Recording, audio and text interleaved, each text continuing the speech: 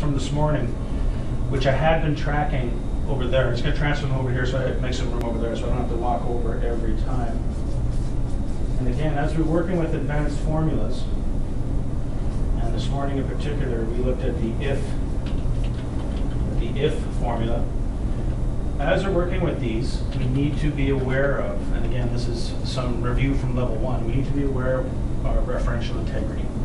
So we want to make sure that we have named ranges that we can refer to in our formulas, in the arguments of our formulas. Okay. So again, this isn't from today's course, but functions have arguments. And again, as much as possible, if we use named ranges,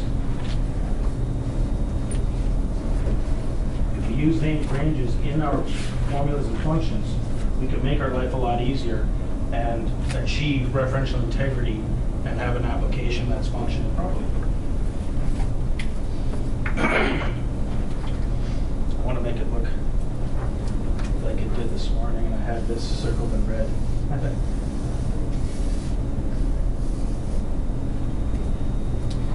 Okay, we're going to move on to chapter 3 on roughly on page 33. Whoops.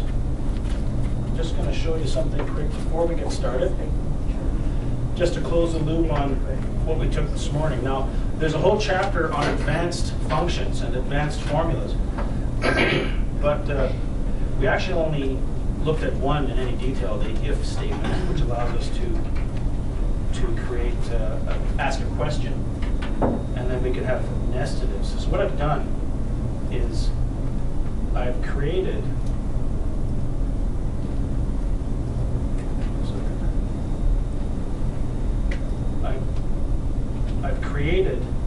a little extra functionality into that last file that we were working with. Okay, you may recall we put, and we'll just review this briefly. I'll call it up here. You may recall we created a nested if statement that tested this value, the total sales for each division. And then we tested it if greater than 5 million, return a value of 150,000 for the bonus. Otherwise, if greater than 4 million, return a value of 100,000 for the bonus. Otherwise, 0.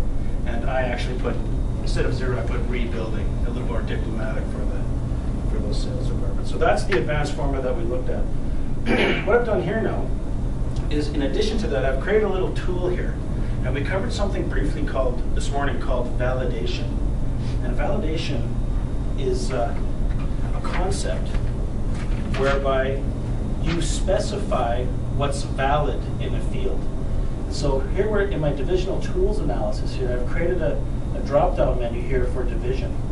Basically, I've said in this field, I've basically declared by validating it, I've said data validation. Again, this is in the level 3 course. I just wanted to give you a little precursor to it. I'm going to allow a list. The default is any value. I'm going to allow a list, and then the source of the list is down here.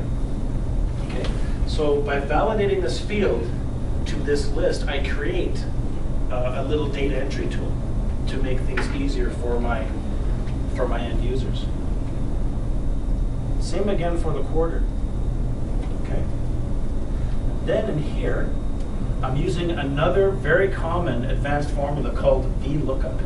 And what the VLOOKUP formula does, I'll walk through this briefly. It's very similar to a nested if statement.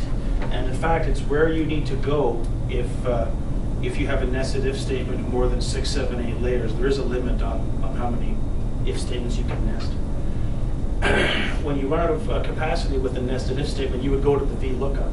And basically what I'm saying here is compare this value that I select from in here to this table, and then return the appropriate sales for the division that I specified here.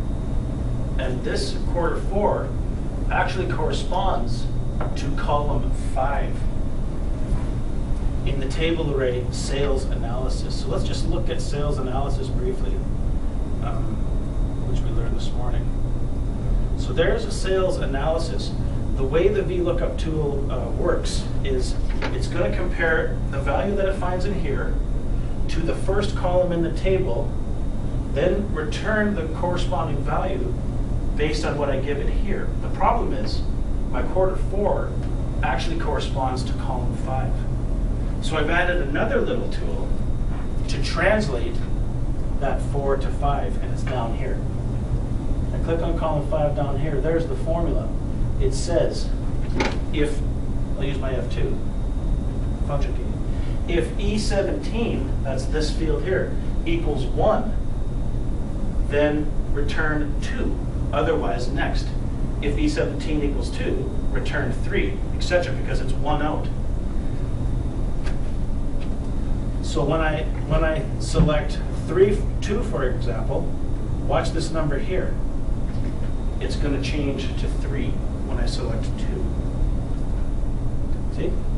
The reason I have to do that is because that's the column I need to go to column 3, which is here. This is column 1, 2, 3 to find quarter 2's data.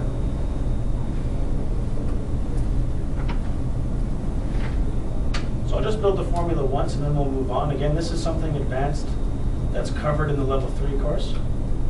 In the lookup and reference, you may recall that the logical if statement is in the logical category. In the lookup and reference here, it's VLOOKUP. Okay. And then it just walks me through it. What am I looking up? Well, I want to compare this value to what? Well, the table array is this table here. And as I select it, you'll see that the name pops up because I gave it a named range, making my life easier. So compare the value in cell D17 to this table, and then return the corresponding value in column down here, J30. So you can see the formula resolving to $1,505,000 odd dollars, and that's division 2, quarter 2, right there. So I can see there, I get a little preview that it's working properly. Click OK. Done. Can you guys see that? Just gonna make it a little bit bigger. Oops. Okay. Now, let's do another one. If I select division 3 for the third quarter, it should be $703,000. So drop it down, select 3, quarter equals 3, $703,000. So it's a little, I called it a divisional sales analysis. Very common, some very common programming techniques, and basically kind of stuff you learn in level 3. A little lookup table for data entry, to help you with your data entry. Little tool here to translate this kind of little nuisance issue where our quarters aren't exactly lining up with the number of columns we have, and then the VLOOKUP here to go into the table and find the proper value.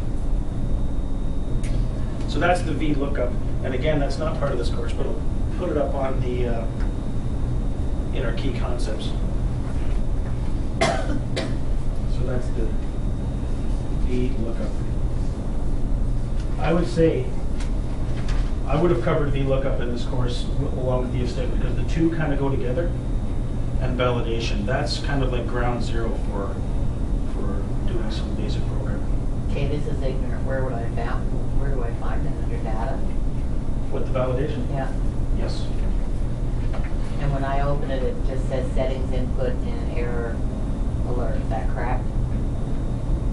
Is this what you see? It doesn't look the same as yours. Well, it depends. What do you